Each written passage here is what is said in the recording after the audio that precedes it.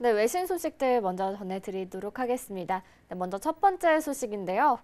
네, 바클레이즈가 도널드 트럼프 대통령이 허먼 케인과 이제 스티븐 무어를 연준 이사로 추천한 것을 두고 좀 연준의 정치화의 시작이라고 발언을 했습니다. 네, 그간 많은 연준 이사가 집권당과 좀 무관하게 전문성을 바탕으로 추천이 됐었는데 이제 이번에는 좀 정치와는 관련이 없었던 인물이었지만 이번엔 좀 정치와 관련이 있는 것 같다라고 이야기를 했는데요. 이제 케인과 무어의 추천은 경제적 전문성보다는 정치적 기여에 더 가치를 둔 인사로 보인다라고 발언을 했습니다.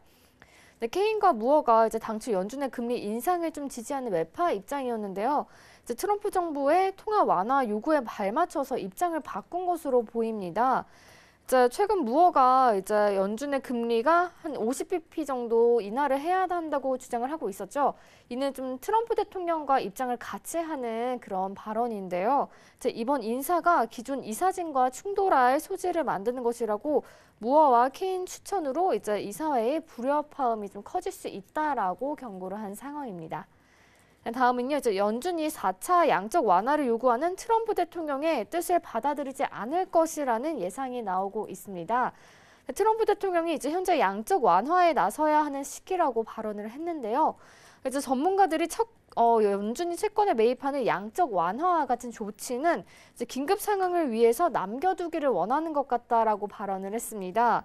이제 무엇보다 연준이 현재 경제가 좀 좋은 상태라고 판단을 하고 있는데요. 연준이 채권의 매입에 나서기 전에 금리를 인하하는 정책을 먼저 펼칠 것이라고 전문가들이 예상을 했습니다. 금리를 다 인하하기 전에는 양적 완화에 나서지는 않을 것이라고 전망을 한 상황입니다. 다음은요, 뉴욕 연은이 올해 미국 경제가 2%대로 성장할 것으로 전망을 했습니다. 소비 지출에서의 이제 강한 펀더멘털이 많은 하락의 위험을 좀 상쇄할 것이라고 전망을 했는데요. 올해 또 실업률이 3.75%에 머물고 근원 인플레이션은 2%를 기록할 것으로 예상을 했습니다. 내년에는 경제 압력이 커질 것으로 전망해서 인플레이션은 한 2%대로 잡은 것으로 보이는데요. 민간 기관들의 전망치와도 일치하는 상황입니다. 다음은요, FX널리지가 고용 수치는 강했지만 임금 상승률이 약해져서 지표가 좀 혼조가 되고 있어서 달러에는 큰 영향을 미치지 않을 것이라고 분석을 했습니다.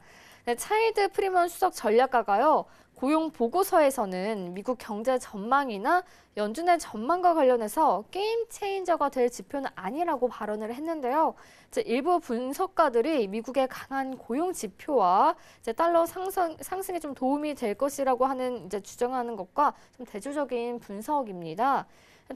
당분간 좀 관망 모드가 맞다면서 미국 국채 수익률이나 달러가 최근의 범위를 벗어나진 않을 것으로 보고 있는 상황입니다. 다음은요, CNBC에 따르면 다수의 월가 전문가들이 도널드 트럼프 대통령의 재선을 좀 예측하고 있는 상황입니다. 네, RBC 캐피털 마켓이 투자자들을 대상으로 한 설문조사에서요, 한 70%가량이 트럼프 대통령이 재선에 성공할 것이다라고 대답을 했는데요. 이는 좀 통상 미국에서 대선이 증시에 영향을 미치는 만큼 지난 2016년에도 트럼프 대통령이 당선된 이후에 증시가 한 8% 정도가량 상승을 했었는데요. 40%의 투자자들은 이미 대선을 좀 예측을 하고 포트폴리오를 변경을 했거나 또 변경할 예정이라고 답을 했습니다. 만약 민주당에서 조 바이든 후보가 출마를 하지 않거나 민주당의 추천을 받지 못할 경우 다른 후보들은 반기업 정책이 있기 때문에 증시 하방 압력에 좀 작용할 것이라고 예측을 한 상황입니다. 다음은요, 내년 미국 대통령 선거를 앞두고 10월까지 의회가 연방 지출 한도를 상향해서 미국의 경제 성장세에 좀 드리워졌던 먹구름을 걷어낼지 좀 주목이 되고 있는 상황입니다. 앞서서 미 의회가 부채 한도 적용을 유예하면서 앞으로 2년간 재정 지출을 한 약 3천억 달러까지 확대하는데 합의를 했습니다. 하지만 해당 합의 시한이 올해 10월에 종료가 되는데요. 지난 몇 년간 연방 지출은 성장에 중요한 역할을 해왔습니다. 지난 2년간을 포함해서 재량 지출이 확대될 시기에는 경제 성장률이 2.5% 수준을 기록해서 이제 만약 축소했었을 때 한 2% 정도 보였을 때보다 좀 높은 수치를 보였었는데요. 전 의회 예산국 디렉터는 재정 지출 상한은 거의 확실하게 상향이 될 것이라면서 민주당과 공화당 유권자들이 모두 안전한 식량, 또 고속도로, 국립공원, 국경 순찰대를 원하기 때문이라고 말을 했는데요. 이러한 활동에 대한 예산 편성이 늦어지면 늦어질수록 좋지 않다라고 이야기를 했습니다. 월가의 애널리스트들은 의회가 선거전이 좀 가열되기 전에 현 부채 한도를 좀 상향을 하고 총 지출을 확대하는 합의에 도달할 것으로 예상한 상황입니다. 네, 다음은요. 미국 국채 금리에 대한 월가 투자은행의 전망치 하향 조정이 잇따르고 있습니다. 네, 미국의 경제 성장에 대한 투자자들의 우려가 좀 커지고 있는 상황인데요. JP모건이 한 10년 만기 미국 국채 금리의 올해 말 전망치를 2.9%에서 2.75%로 하향 조정을 했습니다. JP모건은 이제 성장세가 하반기에 좀 살아나기 어려울 것이라고 이야기를 했는데요. 여러 지표에서 이러한 사실을 알 수 있다고 이야기를 했습니다. UBS도 국채 금리 전망치를 3.2%에서 2.8%로 낮췄습니다. 얼마 전에 일드 커브 역전 현상이 나타나면서 이제 좀 경기 침체에 대한 우려가 커지고 있는 상황인데요. 하지만 당장은 불황이 오지 않을 것이라고 전망을 했습니다. 하지만 이제 경제가 좀 확장세가 꺾이고 있는 상황이라고는 이야기를 한 상황입니다. 다음은요, 이제 미국 증시가 기업 실적 부진에 발목을 잡힐 수 있다라는 전망이 나왔습니다. 이제 데이터 트랙 리서치는 곧 발표된 1분기 기업 실적이 3년 만에 가장 부진할 수 있다고 평가를 했는데요. 전년 대비 3.9% 줄어들 것으로 예상된다면서 2016년 2분기 이후에 가장 부진한 예상치이자 좀 첫 감소 전망이라고 이야기를 했습니다. 최근 금리 하락으로 증시가 오르막을 타고 있는데요. 기업의 부진한 실적을 좀 맞이한 뒤에는 이러한 상황이 계속될지에 대해서는 의문이라고 이야기를 한 상황입니다. 또 경기 방어주인 유틸리티와 부동산, 또 헬스케어, 산업 관련주만 실적이 개선될 것이라고 이야기를 했고요. 나머지 증시는 좀 나머지 업종은 수익이 감소할 것이라고 예측을 한 상황입니다. 다음은요, 이제 트럼프 대통령이 다음 주 미국 내 송유관 건설을 촉진하기 위한 행정명령에 서명할 것으로 보입니다. CNBC에 따르면요, 이제 트럼프 대통령이 다음 주 수요일 텍사스에서 송유관 건설 관련 규제 완화와 에너지 비용 절감을 위한 행정명령에 서명할 수 있다고 보도를 했습니다.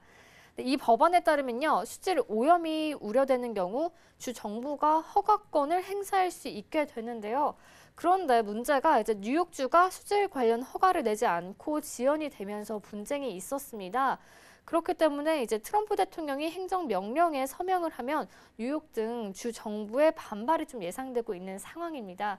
지금 이번에 또 골드만삭스에서 유가에 대한 좀 발언을 한 상황인데요. 이에 대한 또 자세한 소식 외신 잠시 후에 전해드리도록 하겠습니다.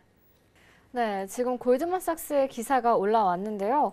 네, 이제 오일 가격이 그래도 80달러대까지는 올라가지 않을 것이라고 전망을 했습니다. 보면요, 이제 브렌트 크루드 오일이 이제 86달러까지 올라갔었지만 이제 골드만삭스의 애널리스트는 이제 거기까지는 가지 않을 것이다라고 이야기를 했습니다. 네, 정말 뭐 좋지 않은 4분기를 보냈다고 얘기를 하는데요. 그렇다면 우리가 얼만큼 회복을 했냐라고 좀 질문을 해봐야 한다라고 이야기를 하고 있습니다.